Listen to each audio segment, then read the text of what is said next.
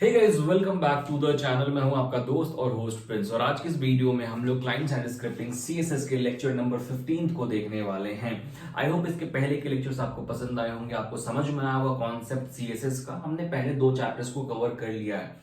आज से हम लोग थर्ड चैप्टर को स्टार्ट कर रहे हैं, जिसका नाम है फॉर्म एंड इवेंट हैंडलिंग। इस चैप्टर में आपको फॉर्म के बारे में पढ़ना है, किस तरीके से हम फॉर्म को डिजाइन करते हैं, और दूसरा कि किस तरीके से हम इवेंट को हैंडल करते हैं। ये बहुत ही इंटरेस्टिंग चैप्टर है, और यहाँ से आपको रियल वर्ल्ड एप्लीकेशंस के प्रोजेक्ट्स भी आएंगे। जैसे कि आप कोई भी वेबसाइट बनाते हैं, कोई भी सॉफ्टवेयर बनाते हैं, कोई भी वेब एप्लीकेशन बनाते हैं, वहां पे आपके पास फॉर्म होता है। फॉर्म को कैसे वैलिडेट करना है, फॉर्म पे कैसे इवेंट्स को लगाना है, या एचटीएमएल में कैसे इवेंट को यूज करना है with the help of JavaScript, हम लोग इस चैप्टर में पढ़ते हैं। यहाँ पे हम लोग कुछ टॉपिक्स को कवर करेंगे, जैसे बेसिक्स ऑफ फॉर्म क्या होता है, एट्रीब्यूट्स, कंपोनेंट, क्रिएशन एंड कुछ क्वेश्चंस को। ओके, सबसे पहले आप लोग फॉर्म से पहले भी अवेयर होंगे। आपने जितनी भी, अगर आप इंटरनेट को यूज करते हैं तो आपने फॉर्म बहुत सारे देखे होंगे। फॉर्म का बेसिकली मतलब होता है एक ऐसा कंपोनेंट, एक ऐसा यूआई कंपोनेंट जिसके माध्यम से, जिसके द्वारा हम एक यूजर से डेटा को लेते हैं। कोई भी फीडबैक फॉर्म हो सकता है। आपने ऐसा कुछ देखा होगा इंटरनेट पे, अक्सर आपने कुछ ऐसा फॉर्म देखा होगा इंटरनेट पे जहां पे आपको कुछ नेम इनपुट रहता है। यहाँ पे आपको नेम देना पड़ता है अपना। यहाँ सपोज करो कॉलेज नेम है, यहाँ पे सब्जेक्ट की सिलेक्शन हो सकती है, OSY ST, यहाँ पे चेक बॉक्स हो सकता है, यहाँ पे एक बटन हो सकता है। ऐसे फॉर्म्स आपने बहुत जगह पे देखे होंगे। आप फेसबुक पे बनाते हैं, आप इंस्टाग्राम यूज करते हैं, आप जीमेल यूज करते हैं, कहीं पे भी आपको ऐसा फॉर्म देखने को मिलता है। अगर आप डिस्क्रिप्शन में जाएंगे तो एक हमारा भी फॉर्म है 6 सेमेस्टर के कोर्स के लिए। अगर आप इस टाइप की लेक्चर्स चाहते हैं लाइव सेशन में, अगर आप 6 सेमेस्टर में अच्छा स्कोर करना चाहते हैं, 5th सेमेस्टर तो निकल गया आपका, अगर आप 6 सेमेस्टर में MSBT डिप्लोमा में अगर आप अच्छा स्कोर करना चाहते हैं, ऑल सब्जेक्ट्स के लाइव सेशन होते हैं हमारे कोर्स में। एक फॉर्म दिया गया, उस फॉर्म को आप सिंपली फिल करो, हमारी टीम आपसे कॉन्टैक्ट करेगी। ऐसा फॉर्म दिखता है। फॉर्म बेसिकली होता है यूजर के डेटा को लेने के लिए। अब जो HTML में हम लोग फॉर्म को बनाते हैं, उससे हम यूजर को डायरेक्टली डेटा नहीं ले सकते, ठीक है। उसके लिए हमें बैकएंड लैंग्वेज का भी यूज करना पड़ता है, बट यहाँ पे हम बैकएंड पे नहीं जाएंगे। यहाँ पे हमें बस फ्रंट एंड देखना है, ठीक है। ये जो फॉर्म होता है ना, ये HTML का पार्ट होता है, ये जावास्क्रिप्ट का पार्ट नहीं होता है। ओके, जब भी आप फॉर्म को बनाते हैं तो आप फॉर्म को हमेशा HTML टैग पे बनाएंगे। आप कभी भी इसको स्क्रिप्ट टैग पे नहीं बनाते हैं, ठीक है। स्क्रिप्ट टैग में हम बस फॉर्म के एलिमेंट्स को वैलिडेट कर रहे होते हैं, या फिर कुछ ऑपरेशन परफॉर्म करते हैं with the help of document, object and so on, ठीक है। तो हम लोग इसके जो प्रैक्टिकल अप्रोच है उसको हम लोग देखेंगे अपने प्रैक्टिकल सेशन में। जब हम लोग प्रोग्राम को रन कराएंगे तो हम लोग उसको देख रहे होंगे, और भी चीजें मैं आपको इसके बारे में बताऊंगा। बट उससे पहले थियोरेटिकल कॉन्सेप्ट में कि फॉर्म के हमारे कौन कौन से एट्रीब्यूट होते हैं। मतलब जब आप एक फॉर्म को क्रिएट करते हैं ना, तो आपके पास कुछ एट्रीब्यूट्स होते हैं। जैसे कि सबसे पहला एट्रीब्यूट और सबसे इंपॉर्टेंट एट्रीब्यूट होता है आपका नेम ऑफ योर फॉर्म। आपके फॉर्म का नाम क्या है। अब नाम को देना फॉर्म का बहुत इंपॉर्टेंट होता है, क्योंकि जब आप एक वेब पेज बनाते हैं तो जरूरी नहीं कि आपके पास बस केवल एक ही फॉर्म हो। वहां पे हो सकता है आपके पास मल्टीपल फॉर्म्स होंगे, और जब आपके पास मल्टीपल फॉर्म होगा तो वहां पे आपको, अगर आपको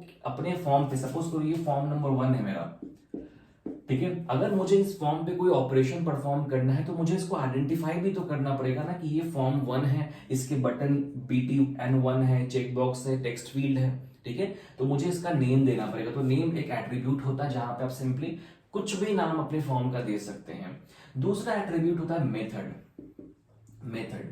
जब आप PHP को पढ़ेंगे तो उसको डिटेल में पढ़ेंगे। मेथड का मतलब होता है कि अगर आप फॉर्म के डेटा को कहीं पे भेज रहे हो, जैसे आपने HTTP का नाम सुना होगा, हाइपर टेक्स्ट ट्रांसफर प्रोटोकॉल का नाम सुना होगा, HTTP।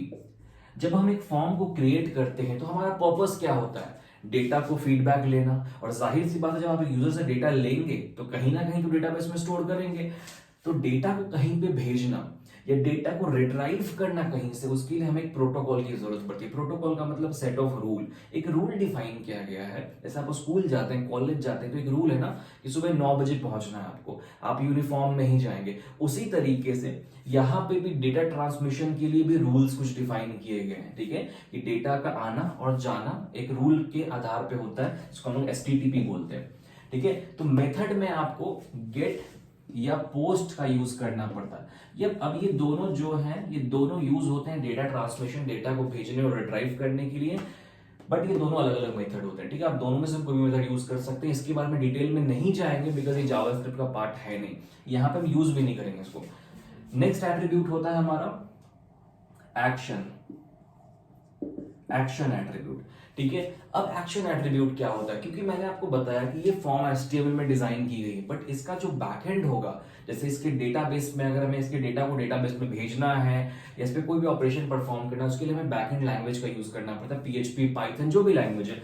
तो वो कौन सा पेज हैंडल करेगा, वो हम लोग एक्शन, सपोज करो हम PHP पे काम करें तो हम लोग यहाँ पे लिखेंगे माई PHP, जो भी आपके PHP पेज का नाम है .php, आपके PHP पेज का जो भी नाम है आप यहाँ पे वो देंगे कि इस फॉर्म को कौन सा बैकएंड का पेज जो है वो हैंडल कर रहा है। ये 3 एट्रीब्यूट जो होते हैं वो बहुत इंपॉर्टेंट होते हैं। इसके बाद टारगेट, टारगेट का मतलब होता है कि ये न्यू टैब में खुलेगा, इसी टैब में खुलेगा या फिर एक नया विंडो खुलेगा, वो सब आप लोग टारगेट में मेंशन करते हैं। ये 4 एट्रीब्यूट्स जो होते हैं वो बहुत इंपॉर्टेंट होते हैं।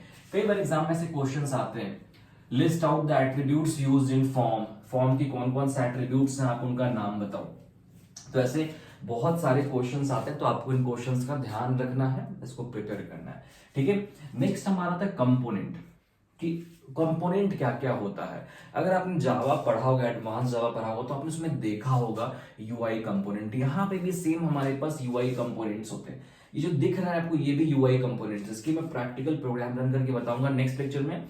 अभी के लिए इसको समझ लो कि जावा स्क्रिप्ट में हमारे पास एक फॉर्म पे, HTML के फॉर्म में हमारे पास कुछ 5-6 कंपोनेंट होते हैं, जिसके हेल्प से हम एक फॉर्म को डिजाइन कर रहे होते हैं। जैसे कि टेक्स्ट फील्ड, ठीक है। अगर आपको कोई सिंगल लाइन इनपुट लेना है, अगर आपको कोई सिंगल लाइन इनपुट लेना है तो हम टेक्स्ट फील्ड का यूज करते हैं। जैसे ये नेम, ईमेल, कॉलेज का नाम, ये सब सिंगल लाइन इनपुट है, जहां पे यूजर एक ही लाइन में इनपुट देगा, यहां पे आप टेक्स्ट फील्ड का यूज करते हैं। इसके बाद आता है हमारे पास टेक्स्ट एरिया।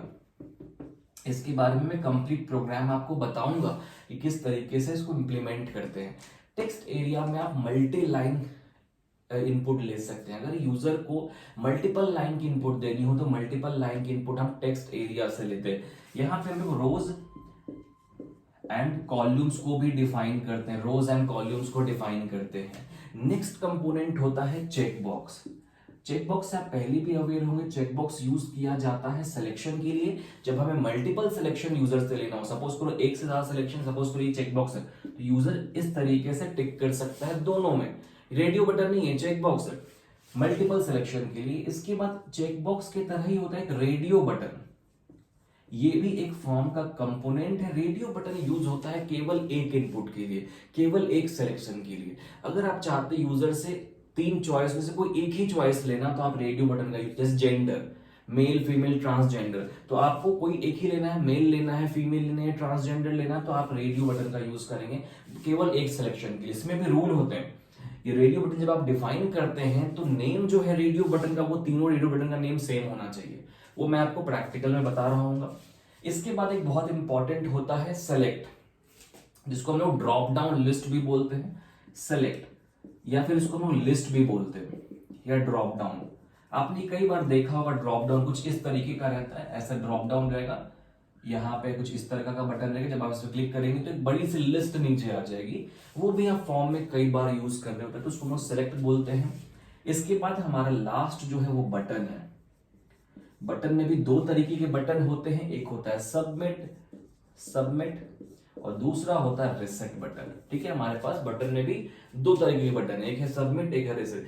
तो ये जो 5 से 6 कंपोनेंट्स हैं, बस आप इन कंपोनेंट्स का यूज करके एक पूरे फॉर्म को क्रिएट कर सकते हैं। नेक्स्ट लेक्चर में मैं आपको बहुत ही अच्छे से बताऊंगा कि आप एक प्रोफेशनल डिजाइन का फॉर्म किस तरीके से क्रिएट करेंगे, एक अच्छा फॉर्म किस तरीके से क्रिएट करेंगे। देन हम लोग आगे जाके उस पर वैलिडेशंस भी लगा रहे होंगे with the help of Java script, ठीक है। तो ये सारे कंपोनेंट्स होते हैं जो एक फॉर्म में यूज किए जाते हैं। इसके बाद हम फॉर्म को क्रिएट कैसे करते हैं, क्योंकि ये HTML का पार्ट है, तो फॉर्म को क्रिएट करने के लिए हमारे पास एक स्पेसिफिक टैग होता है, जिसको हम लोग बोलते हैं फॉर्म टैग।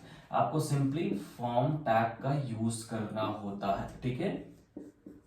कुछ इस तरीके से आप इस फॉर्म टैग के अंदर में जो भी आपको कंपोनेंट ऐड करना है कर, जैसे मैं आपको एक कंपोनेंट ऐड करके बताता हूं, इनपुट टाइप।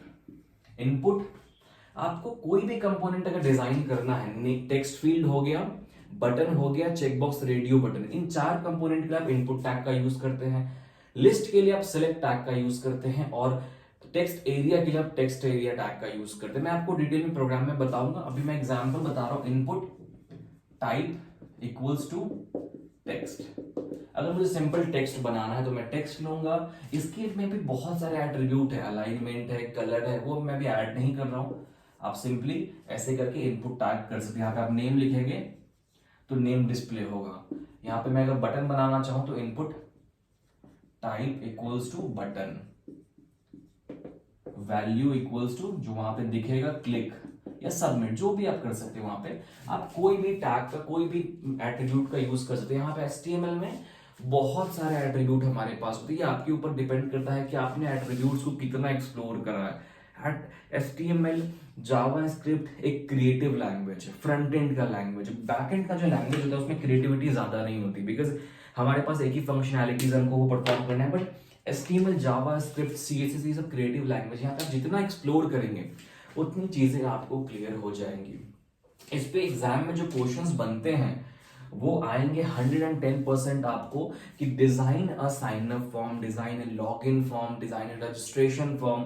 आपको वहां पे कंप्लीट लिस्ट दिया रहेगा कि आपको अपने फॉर्म में क्या क्या इनपुट्स लेने हैं। वो सारे इनपुट्स मैं आपको बता रहा हूँ नेक्स्ट लेक्चर में।